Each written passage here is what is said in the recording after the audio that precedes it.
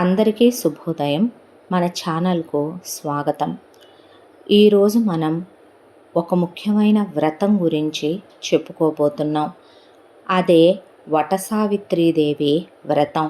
ఆ వ్రతాన్ని ముక్కనుమ రోజున అంటే రేపు ఈ వ్రతాన్ని ఆచరించాలి. ఈ వ్రత విధానం చాలా తేలిక.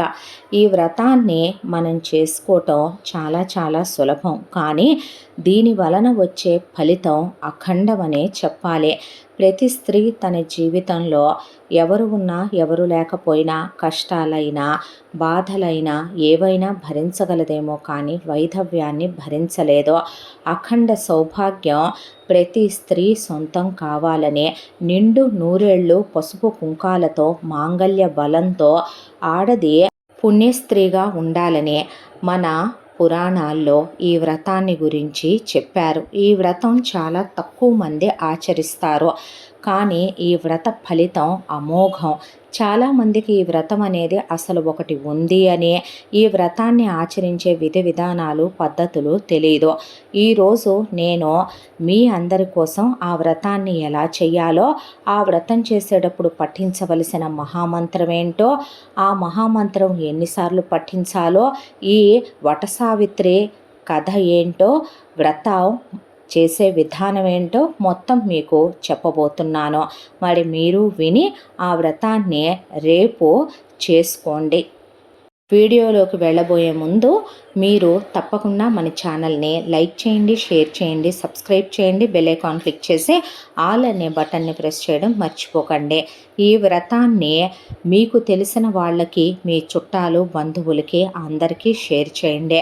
కొత్తగా పెళ్ళైన ఆడపిల్లల దగ్గర నుంచి వృద్ధురాళ్ళైన బామ్మల వరకు అందరూ ఈ వ్రతాన్ని ఆచరించవచ్చు.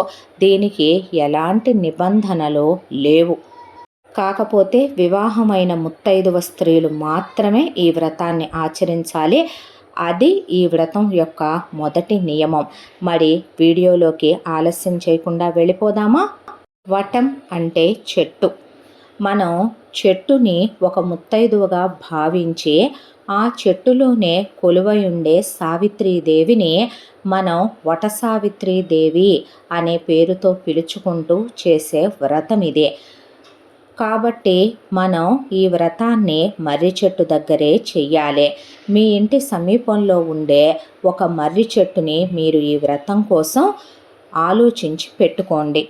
ఈ వ్రతానికి కావలసిన పూజా సామాగ్రి. ముందుగా నైవేద్యం కోసం ముందు రోజునే అలసందలు నానబెట్టి అలసందలు బెల్లం కలిపి చిన్న అట్లుగా 21 అట్లు వేసుకోండి.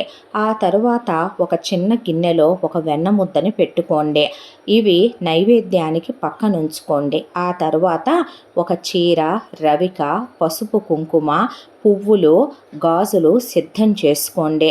ఈ పూజకి ముఖ్యంగా అవసరమైనవి 3 రంగుల దారాలు మీరు తీసుకోవాలి. ఆ దారాలు పెద్ద దార బంతుల్ని తీసుకుని ఒక దానికి మీరు పసుపు రాసి, మరొక దానికి కుంకుమ రాసి, ఇంకొక దానికి మీ ఇంట్లో కుబేర కుంకుమ ఉంటే అది ఆకుపచ్చగా ఉంటుంది, అది రాసుకుని, లేదు అంటే గనక ఆకుపచ్చ రంగులోనైనా ముంచి మీరు ఈ 3 రంగుల దారాలని సిద్ధం చేసుకుని మర్రి చెట్టు చుట్టూ మనకి ఎంత చుట్టుకొలత అయితే పడుతుందో ఆ చుట్టుకొలత ప్రకారం మీరు 108 సార్లు మర్రి చెట్టు చుట్టూ ఆ దారాన్ని చుట్టాలి. అంత పొడవు దారం ఉండాలి, గుర్తుపెట్టుకోండి. ఎక్కడ ఆ దారాన్ని మీరు మారుముడి వేయటం కానీ ఆ దారం తెగటం కానీ జరగకూడదు. కాబట్టి తీసుకునే నూలు దారం లావుగా ఉండాలి. లావాటి దారపు ఉండ తీసుకుని మీరు ముందే ఈ రోజున సిద్ధం చేసి పెట్టుకోండి. ఆ తరువాత సాంబ్రాణి, అగరుబత్తి, కర్పూరం, టెంకాయ, ఏవైనా ఒక జత పళ్ళు, అరటి పళ్ళు కానీ కమలా పళ్ళు కానీ మీ ఇష్టం, జత కంపల్సరీగా పెట్టండి. చెట్టు మొదట్లో నీరు పోయటం కోసం ఒక కలశం కానీ చెంబు కానీ తీసుకొని అందులో ముందు మీరు ఎవరూ తాకకుండా నీరు పోసి అందులో తులసి దళాలు వేసుకొని గంధం, పసుపు, కుంకుమ, అక్షింతలు ఏదైనా ఒక నాణ్యాన్ని వేసి సిద్ధంగా పెట్టుకోండి. దీపారాధన కోసం మీరు 2 మట్టి ప్రమిదలు, ఒక్కో ప్రమిదలో మీరు జత ఒత్తులు, నువ్వుల నూనె లేదా ఆవు నెయ్యి సిద్ధంగా పెట్టుకుని మీరు ఈ వ్రతానికి శుచిగా స్నానం చేసి, తల స్నానం చేసి, మీరు శుభ్రమైనటువంటి బట్టలు కట్టుకుని, మీరు నిండు సౌభాగ్యవతిగా కాళ్ళకి పసుపు రాసుకుని, చేతుల నిండా మట్టి గాజులు వేసుకుని, చెంపలకి గంధం రాసుకుని, కుంకుమ దిద్దుకుని, తల నిండా పువ్వులు పెట్టుకుని మీరు ముందు ముత్తైదువుగా సిద్ధమవ్వండి. ఆ తరువాత వాయనం అందుకోవటానికి మీతో పాటు మీ వాళ్ళు ఎవరైనా సరే ఒక ముత్తైదువును చూసుకోండి. మీకు ముత్తైదువ దొరకని పక్షంలో మీరు ఈ వ్రతం ఆపాల్సిన అవసరం ఏమీ లేదు. మీరు ఏ మర్రి చెట్టు దగ్గర వ్రతం చేస్తున్నారో ఆ మర్రి చెట్టుకే మీరు ఆ వాయనాన్ని సమర్పించేసి రావచ్చు. లేదు మీకు ముత్తైదువు దొరుకుతారు అనుకుంటే వ్రతమంతా ఆచరించిన తర్వాత మీ మంచి కోరి మీరు నూరేళ్ళు సౌభాగ్యంతో ఉండాలని మిమ్మల్ని నిండు మనసుతో దీవించే వారికి మాత్రమే మీరు ముత్తైదువకు మాత్రమే ఈ వాయనాన్ని ఇవ్వాలని గుర్తుపెట్టుకోండి. వాయనం అందుకునే వారిని కూడా మీతో పాటు శుచిగా ఆ మర్రి చెట్టు దగ్గరకు తీసుకువెళ్ళండి. ఇప్పుడు వ్రతం ఆచరించే విధానాన్ని గురించి తెలుసుకుందాం. ముందుగా మీరు చూసి పెట్టుకున్న మర్రి చెట్టు దగ్గరికి వెళ్ళండి. దాని చుట్టూ శుభ్రం చేసుకుని ఆ తరువాత మీరక్కడ ఏదైనా ఒక దుప్పటి కానీ ఒక గుడ్డ కానీ పరుచుకొని కూర్చోండి. కూర్చున్న తర్వాత ఆ మర్రి చెట్టుని శుభ్రంగా నీళ్లతో కడగండి. కడిగిన తరువాత పసుపు రాసి కుంకుమ బొట్లు పెట్టుకోండి. కుంకుమ బొట్లు పెట్టుకున్న తరువాత చెట్టు మొదట్లో మీరు గౌరీదేవిని చేసుకుని, విఘ్నేశ్వరుణ్ణి చేసుకుని ఒక తమలపాకు మీద పెట్టుకొని ఆ చెట్టు మొదట్లో పెట్టుకోండి. వాటికి పువ్వులు, అక్షింతలు వేసి గౌరమ్మను, విఘ్నేశ్వరుణ్ణి మీరు ఆరాధించండి. ఓం గౌరీదేవ్యై నమః అని 3 సార్లు, ఓం గం గణపతియే నమః అని 3 సార్లు చెప్పుకొని శుక్లాంబరధరం చెప్పుకోండి. ఇప్పుడు మీరు ఒక దారాన్ని తీసుకొని ఆ దారాన్ని 7, 9, 11 పోగులు పోసుకుని దానికి పసుపు రాసుకోండి. రాసుకొని మీ తాళి ఎంత ఉంటుందో అంత పొడవు కొలత తీసుకుని మర్రి చెట్టు పుల్ల ఒక చిన్న పసుపు కొమ్మంతది తీసుకుని ఆ దారానికి వేసి మీరు ఒక తాళిలా తయారు చేసి దానికి పసుపు, కుంకుమ, పువ్వులు, అక్షింతలతో మీరు పూజ చేసుకుని ఆ గౌరమ్మ దగ్గర పెట్టుకోండి. పెట్టుకున్న తర్వాత ఇప్పుడు మీరు తీసుకెళ్ళినటువంటి 3 రంగుల దారాలు ఏవైతే ఉన్నాయో వాటిని మీరు ముందు చెట్టుకి గుండ్రంగా కట్టండి. కట్టిన తర్వాత చెట్టు చుట్టూ తిరుగుతూ మీరు ఓం వటసావిత్రి దేవ్యై నమః అనుకుంటూ 108 సార్లు మీరు ప్రదక్షిణ చేస్తూ ఆ చెట్టు చుట్టూ బంధనంగా వేయండి. మీరు తీసుకువెళ్ళిన 3 దారాలు 108 సార్లు పూర్తయిన తరువాత మీరు ముడి వేసేసి వచ్చి మళ్ళీ ఇందాక ఎక్కడ పూజ ప్రారంభించారో అక్కడ కూర్చోండి. ఇప్పుడు మనం ఆ చెట్టుని వటసావిత్రి దేవిగా భావిస్తున్నాము కనుక అమ్మవారికి మీరు పువ్వులు అలాగే పసుపు, కుంకుమలు సమర్పించుకోండి. ఆ తరువాత దీపారాధన చేసి సాంబ్రాణి ధూపం వేసి అగరబత్తులు వెలిగించి అక్కడ దేవికి ఒక జత పళ్ళు మీరు నైవేద్యంగా పెట్టిన తర్వాత మీరు తీసుకెళ్ళిన అలసందలు, బెల్లం కలిపిన 21 అట్లు, వెన్నముద్ద అక్కడ పెట్టి అమ్మవారికి చూపించి సమర్పించండి నైవేద్యాన్ని. ఆ తరువాత చీర, రవిక, పసుపు, కుంకుమలు, మీరు తీసుకెళ్ళిన పువ్వులు, గాజులు వాయనంగా అక్కడ పెట్టుకోండి. పెట్టుకున్న తరువాత ఇప్పుడు మీరు మనస్ఫూర్తిగా మీ భర్త కొరకు మీరు ఈ వ్రతాన్ని చేస్తున్నానని మీ సంకల్పాన్ని అమ్మవారి ముందు మనసారా మీ కోరికని తెలుపుకొని చెప్పుకోండి. ఆ తరువాత ఇప్పుడు ఈ మహామంత్రాన్ని మీరు 21 సార్లు పఠించండి. ఆ మంత్రాన్ని ఇప్పుడు నేను చెప్తాను. మీరు ఆ మంత్రాన్ని విని మీరు 21 సార్లు ఆ మంత్రాన్ని అక్కడ పఠించండి. వటసావిత్రీదేవి మహామంత్రం. హే హే యహే యక్షి యక్షి మహాయక్షి వటవృక్ష నివాసిని శీఘ్రమే సర్వసౌభాగ్యం కురు కురు స్వాహా. ఓం సావిత్రీ దేవ్యై నమః. ఓం నమో వైవస్వతాయై నమః. హే హే యహే యక్షి యక్షి మహాయక్షి వటవృక్ష నివాసిని శీఘ్రమే సర్వసౌభాగ్యం కురు కురు స్వాహా. ఓం సావిత్రీ దేవ్యై నమః. ఓం నమో వైవస్వతాయై నమః. హే హే యహే యక్షి యక్షి మహాయక్షి వటవృక్ష నివాసిని శీఘ్రమే సర్వసౌభాగ్యం కురు కురు స్వాహా. ఓం సావిత్రీ దేవ్యై నమః. ఓం నమో వైవస్వతాయై నమః.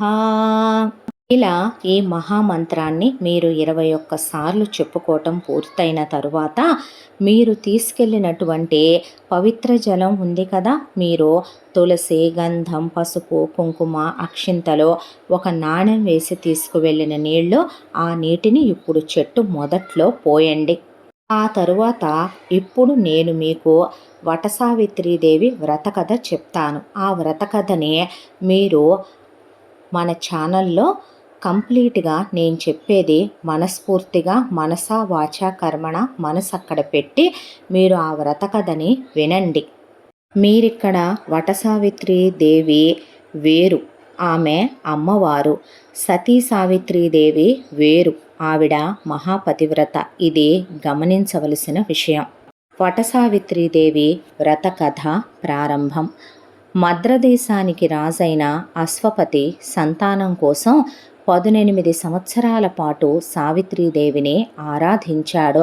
అతని అకుంఠిత దీక్షకు మెచ్చిన సావిత్రి మాత ప్రత్యక్షమై అతన్ని అనుగ్రహించగానే అశ్వపతి సావిత్రి అంతటి పుత్రికను వరంగా కోరుకుంటాడు. అతని భక్తికి మెచ్చిన దేవి తన వరప్రసాదమైన ఆ పుత్రిక వల్ల అశ్వపతికి ఎనలేని కీర్తితో పాటు 100 పుత్రులు కూడా కలుగుతారని అనుగ్రహించింది. అశ్వపతి ఆ వర ప్రభావంతో కలిగిన బిడ్డకు సావిత్రి అని పేరు పెట్టి అతి గారాభంగా పెంచసాగాడు. ఈమె సతీ సావిత్రి. యుక్త వయస్కురాలైన సావిత్రి సాల్వరాజ వంశజుడైన సత్యవంతుని గుణగణాదులు విని అతన్నే తన భర్తగా చేసుకోవాలని నిశ్చయించుకుంటుంది. సత్యవంతుని అసలు పేరు జితాశ్వుడు, కానీ ఎల్లప్పుడూ సత్యాన్నే పలకడం వల్ల సత్యవంతుడనే పేరుతో ప్రఖ్యాతి పొందుతాడు. అతని తండ్రి ద్యుమత్సేనుడు రాజ్యాన్ని కంటి చూపును పోగొట్టుకొని భార్య సమేతుడై అరణ్యంలో ఆశ్రమ జీవితం కొనసాగిస్తూ ఒక్కగానొక్క కుమారుడైన సత్యవంతునిపైనే ఆశలు పెట్టుకుని జీవిస్తున్నాడు. నారదుని ద్వారా వివరాలు విన్న సావిత్రి సత్యవంతునితో వివాహం జరిపించమని వేడుకుంటుంది. నారదుడు సత్యవంతుని ఆయుః ప్రమాణం మరొక్క సంవత్సర కాలమేనని, అటువంటి అల్పాయుష్కుణ్ణే వరించవద్దని చెబుతాడు. కానీ దృఢచిత్తయే సావిత్రి విధిని తన మనోబలంతో ఎదుర్కొనగలనని చెప్పి మార్గాంతరం చూపమని నారదుణ్ణి ప్రార్థిస్తుంది. నారదుడు ఆమెకు బాలా త్రిపుర సుందరి త్రిరాత్ర వ్రతాన్ని బోధించిన తరువాత ఆమె తండ్రిని సంప్రదించి సావిత్రి సత్యవంతుల వివాహం జరిపించి వెళ్ళిపోయాడు. మద్రదేశపు రాజకుమారిగా అతి గారాభంగా పెరిగిన సావిత్రి అతి సామాన్యమైన ఇల్లాలుగా నిరాడంబరంగా ప్రశాంతమైన ఆశ్రమవాసంలో జీవితాన్ని గడపటం ప్రారంభించింది. అత్తామామలను జాగ్రత్తగా చూసుకుంటూ భర్తతో అనురాగంలో మునిగి తేలుతున్నా మనసులో నారదుని మాటలు మననం చేసుకుంటూనే ఉంటుంది. మహర్షి చెప్పిన కాలానికి 4 రోజుల ముందు సావిత్రి బాలా త్రిపుర సుందరి త్రిరాత్ర వ్రతాన్ని ప్రారంభిస్తుంది. కఠోర దీక్షతో ఆ వ్రతాన్ని నియమబద్ధంగా పూర్తి చేస్తుంది. 4వ నాడు ఉదయాన్నే శుచిగా అడవిలో లభించే అలసందలు, బెల్లం కలిపిన అట్లు తయారు చేసి వెన్న ముద్దతో పాటు అమ్మవారికి నివేదిస్తుంది. తరువాత అడవిలో ముత్తైదువలు ఎవరూ దొరక్కపోవటంతో మర్రి చెట్టునే ముత్తైదువగా భావించి చెట్టుకే చీరా రవికలు పెట్టి 108 మార్లు 3 రంగుల నూలు దారంతో చెట్టు చుట్టూ చుట్లు వేస్తుంది. పిమ్మట భర్తకు భోజనం పెట్టి తాను కూడా భుజించి వ్రత సమాప్తి చేస్తుంది. నారదుడు చెప్పిన గడువు రోజున యథాప్రకారం భర్త గొడ్డలితో అడవిలోకి బయలుదేరగానే తాను కూడా భర్తతో పాటు నడవసాగిందే. భర్త వెంటే నడుస్తున్న సావిత్రి అతను చూపుతున్న వింతలు చూస్తూ చెబుతున్న విశేషాలు వింటున్నా ఆమె సర్వేంద్రియాలు భర్తపైనే కేంద్రీకరించి ఉంచిందే. కాసేపయ్యాక ఆ దుర్ఘడియ రానే వచ్చిందే. నడిచి అలసిన భర్తను తన వడిలో పడుకోబెట్టుకుంది సావిత్రి. మరుక్షణమే నిద్రలోకి జారిపోయాడు సత్యవంతుడు. ఇంతలో మహిషపు గంటలు గణగణమని మోగగా పాశాహస్తుడై భీకరాకారంతో వచ్చిన కాలయముడు సత్యవంతునిలోని జీవుని చెరపట్టి లాగాడు. త్రిరాత్ర వ్రతం చేసిన ఫలం వల్ల ఎవరికీ కనిపించని ఆ భీకర దృశ్యాలు సైతం ఆ సావిత్రికి కనిపించసాగాయి. సావిత్రి తన భర్త జీవాన్ని తీసుకెళ్తున్న యముణ్ణి అడ్డుకుంది. తనను చూసి కూడా చెలించని ఆమెతో యముడు, నేటితో నీకు నీ భర్తకు మధ్య రుణం తీరిందే. నీ భర్తకు జరిపించవలసిన సంస్కారాలు జరిపి నీ దోవన నీవు వెళ్ళు అని మరలిపోయాడు. విగతజీవుడైన తన భర్త శవాన్ని చెట్టుచాటున దాచి సావిత్రి యముణ్ణి అనుసరించిందే. ఎవరో అనుసరిస్తున్నారని తిరిగి చూసిన యముడు నీ ధైర్యానికి మెచ్చి నీ భర్త ప్రాణం తప్ప ఏదైనా కోరుకో, వరమిస్తాను అన్నాడు. ఆ ఇల్లాలు అత్తవారింటి క్షేమం కోరి తన అత్తమామలకి చూపుతో పాటు పోగొట్టుకున్న రాజ్యాన్ని కూడా ప్రసాదించమని కోరింది. యముడు ఆ వరాన్ని ప్రసాదించిన సావిత్రి ఆయనను అనుసరించటం మానలేదు. అప్పుడు యముడు, అమ్మా, మొండితనం మాని మరలిపో, అలాగే మరొక్క వరం, అది కూడా నీ భర్త ప్రాణాలు తప్ప అని అనగానే సావిత్రి తన పుట్టింటికి వారసులు కావాలని కోరిందే. ఆమె కోరిక మన్నించి అశ్వపతికి 9 పుత్రులను అనుగ్రహించాడు యముడు. అయినప్పటికీ సావిత్రి పట్టు వేడక యముణ్ణి అనుసరిస్తూ, స్వామి, 7 అడుగులు నడిస్తేనే అపరిచితులు కూడా మన బంధువులవుతారు కదా, మనిద్దరం అంతకన్నా ఎక్కువ నడవటం వల్ల ఆత్మబంధువులం అయ్యాం కదా అని అంది. దానికి యముడు, సావిత్రి, నీ మాటలు నన్ను సంతోషపరిచాయి తల్లే, మరొక్క వరమిస్తాను అడుగు అన్నాడు. స్వామి, మీరు ఈసారి ఎట్టి నిబంధనలు విధించలేదు కాబట్టి నా సౌభాగ్యాన్ని నాకు ప్రసాదించమని వినమ్రంగా చేతులు జోడించి కోరింది. యముడు ఆమె వినయ విధేయతలను సమయస్ఫూర్తిని మెచ్చుకుని సత్యవంతుణ్ణి పునర్జీవితుణ్ణి చేసి వారిద్దరిని దీవించాడు. ఇది వటసావిత్రీదేవి వ్రతకథ సమాప్తం. మీరు ఈ వ్రతకథ మొత్తం విన్న తర్వాత చేతిలోకి అక్షింతలు తీసుకొని మీరు మీ తలపైన వేసుకోండి. ఆ తరువాత మీ పక్కన ఉన్న ముత్తైదువును కూడా వేసుకోమని చెప్పండి. లేనప్పుడు మర్రి చెట్టు మొదట్లోనే వేసేయండి. ఆ తరువాత మీరు కర్పూర హారతి ఇచ్చుకోండి. ఇచ్చుకున్న తర్వాత మీకు ముత్తైదు అందుబాటులో ఉంటే ముత్తైదుకి మీరు అక్కడ పెట్టిన అలసందలు, బెల్లం కలిపిన అట్లు, వెన్నముద్ద, మీరు ఇవ్వాలనుకున్న వాయనము, దానితో పాటు మీరు 11 రూపాయల దగ్గర నుంచి మీరు 21 రూపాయి, 51 రూపాయి, మీరు 101 రూపాయి, ఇలా ఎంతైనా పెట్టి మీరు 1000 రూపాయల వరకే పెట్టుకుంటారో మీ స్తోమతకు తగినంత పెట్టుకుంటారో పెట్టి పసుపు కుంకుమలతో వాయనం ఇచ్చుకోండి. ఇచ్చుకున్న తరువాత ఆ ముత్తైదువు మిమ్మల్ని నిండు నూరేళ్లు సౌభాగ్యంతో ఉండమని దీవిస్తుంది. ఆ తరువాత ఆమె చేత్తోనే గౌరమ్మ దగ్గర మీరు ముందే సిద్ధం చేసి పెట్టుకున్న మర్రి కొమ్ముతో తయారు చేసుకున్న తాళిని మీ చేతిలో ఆవిడ పెట్టాలి. ఆ తర్వాత దాన్ని తీసుకుని మీరు మీ ఇంటికి వెళ్ళి మీ భర్త ఆశీర్వాదం తీసుకుని మీ భర్త పాదాలకి నమస్కరించి మీ భర్త అక్షింతలు వేసి మిమ్మల్ని దీర్ఘసుమంగళి భవ అని దీవించిన తరువాత మీ భర్తతో మీ నొసట్లో కుంకుమ పెట్టించుకొని ఆ తరువాత మీరు ఆ మర్రి తాళిబొట్టుని మీ మెడలో వారితో 3 ముళ్ళు వేసి తాళిలా కట్టించుకోండి. ఈ తాళిని మీరు శుక్రవారం, మంగళవారం తీయకూడదు. మీరు తీసే రోజున మీరు స్నానం ఆచరించి ఆ తరువాత మీరు దానిని చాలా జాగ్రత్తగా తీసి మీరు దానిని ఒక పేపర్ లాంటి దాంట్లో పొట్లంలా కట్టి ఎవరూ కాళ్ళతో తొక్కని చోట బావిలో కానీ ప్రవహించే జలంలో కానీ దాన్ని వేయండి. ఈ తాళి మీ ఒంటి మీద ఖచ్చితంగా 3 రోజులు ఉండాలి. అంతకు మించి మీరు ఉంచుకోవాలనుకుంటే 5 రోజుల వరకు 16 రోజుల వరకు ఉంచుకుంటే ఇంకా మంచిది. ఇదే వటసావిత్రీదేవి వ్రతం ఆచరించే విధానం.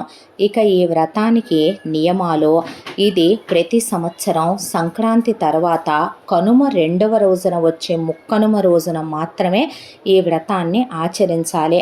ఎప్పుడు పడితే అప్పుడు ఈ వ్రతాన్ని ఆచరించకూడదు. ఈ సంవత్సరం మీకు ఏదైనా ఇబ్బందులు వాటిల్లి ఆచరించటం కుదరకపోతే మరు సంవత్సరం ఆచరించండి. ఒకప్పుడు పుణ్యస్త్రీలు దీన్ని ప్రతి ఏడాది ఆచరించేవాళ్ళు. ఈ రోజుల్లో ఈ బిజీ లైఫ్లో మీకు కుదరకపోతే జన్మకి ఒక్కసారైనా సరే ఈ వ్రతాన్ని చేసుకోండి. మీకు వచ్చే మరొక అనుమానం ఏమిటి అంటే, మేము దారాలు సిద్ధం చేస్తున్నప్పుడు అంత పెద్ద 108 సార్లు తిరిగేంత దారం మాకు దొరకలేదు, దారానికి ముడి పడుతోంది, ముడి పడకుండా అవ్వట్లేదు అనే.